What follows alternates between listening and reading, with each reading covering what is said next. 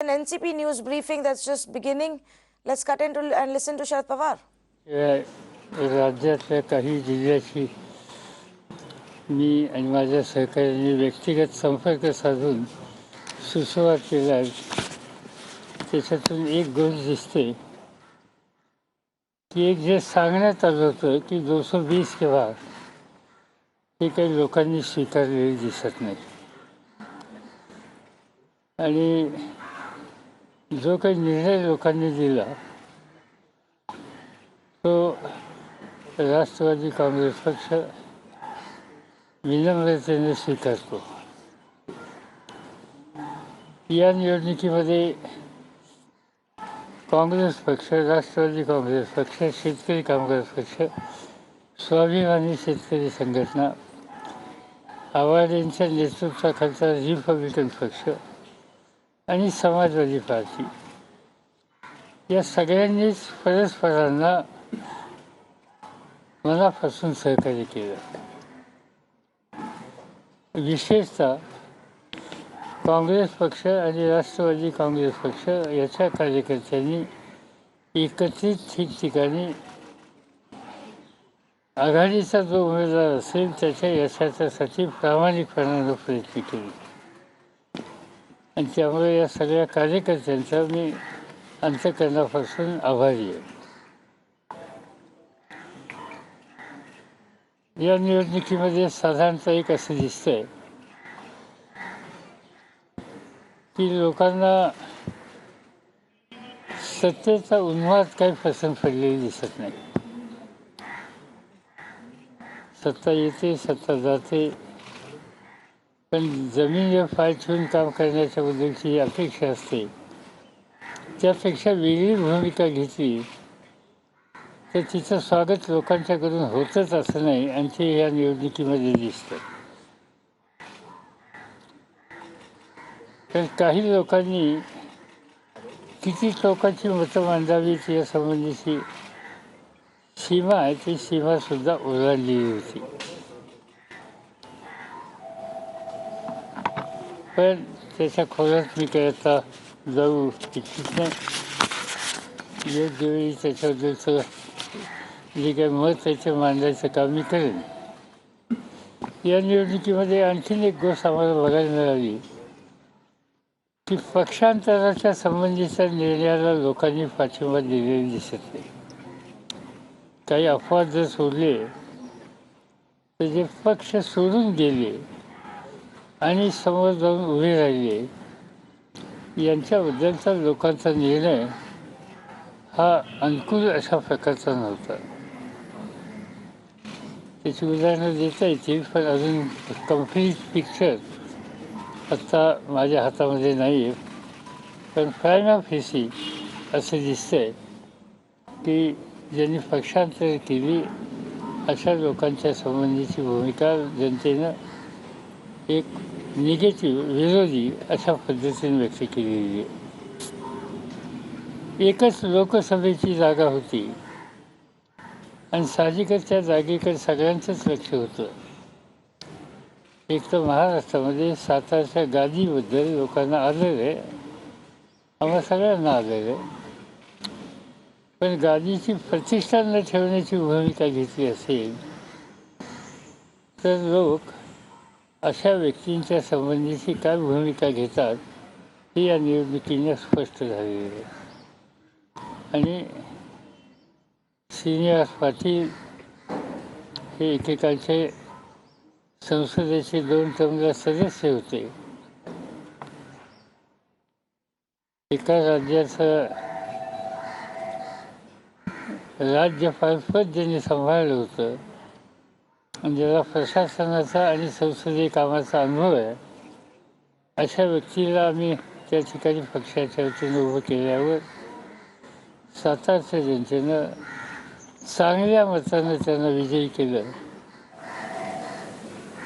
राज्यपालपद ज्यांनी सांभाळलं होतं आणि ज्याला प्रशासनाचा आणि संसदीय कामाचा अनुभव आहे अशा व्यक्तीला आम्ही त्या ठिकाणी पक्षाच्या वतीनं उभं केल्यावर सातारच्या जनतेनं चांगल्या मतानं त्यांना विजयी केलं.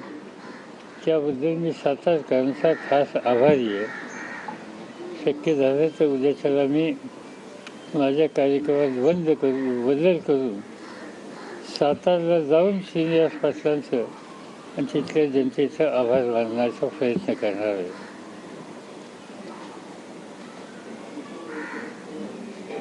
जी अपेक्षा आम्हा लोकांची अशी होती, विशेषतः आमचे अध्यक्ष जयंतराव पाटील आणि बाकी सहकाऱ्यांची, की आपण एकत्रित नव्या निर्वाचित सदस्यांची आणि ज्यांना पराभव पत्करावा लागला त्याही सहकाऱ्यांची एक बैठक घ्यावी, शक्यतो उद्या परवाच. परंतु दिवाळी सुरू होते उद्या परवापासून आणि त्यामुळे अनेकांनी हे सांगितलं की दिवाळी झाल्याच्या नंतर पुढच्या दिवशी तुम्ही अशा प्रकारची बैठक घ्यावी.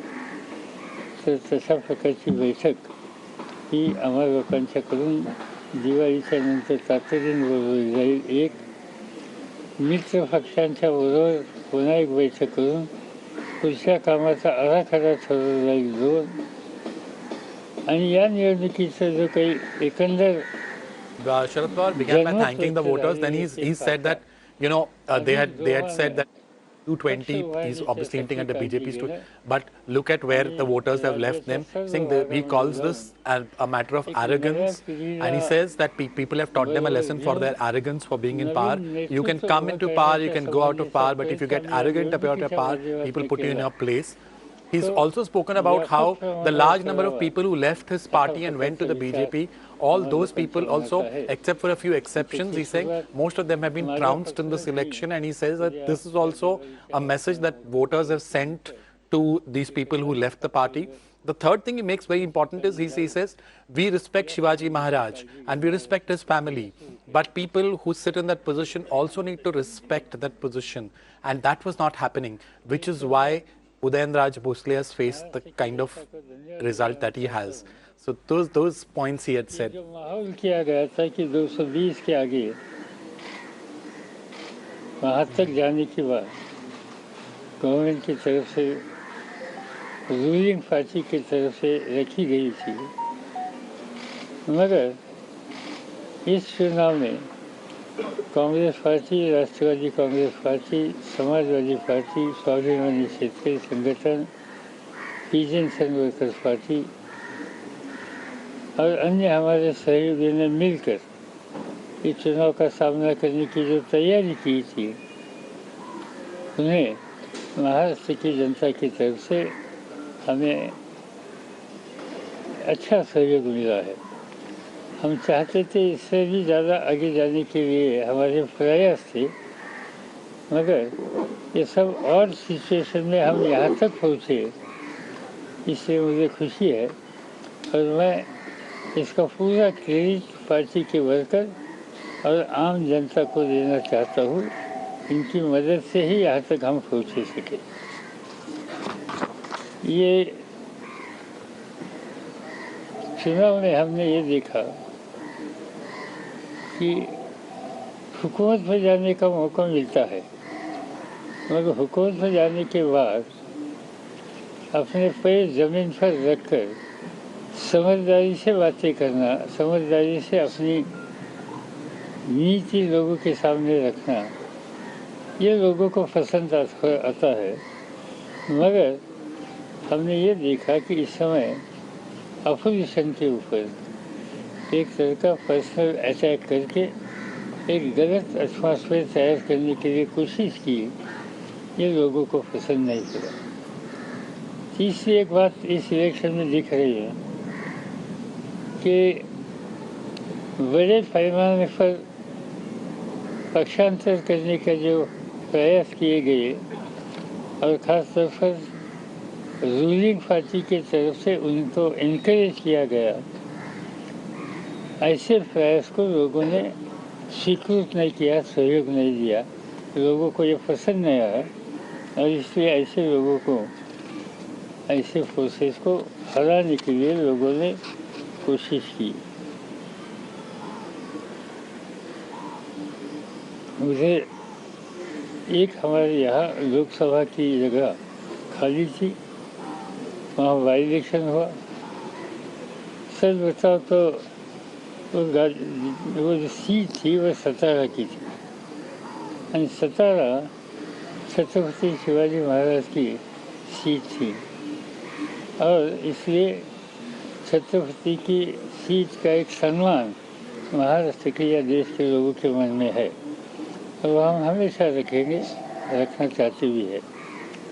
मगर जिन्हें लोगों ने चुन कर दिया था 4 महीने पहले, उन्होंने ही कोई रीज़न बताते बिना इस्तीफा देना और फिर लोगों के सामने चुनाव के लिए जाने की एक नौबत तैयार करना, इसका स्वीकार लोगों ने किया नहीं, और इसलिए श्रीनिवास पाटिल भारी अच्छे वोटों से चुनकर वहाँ आ गए।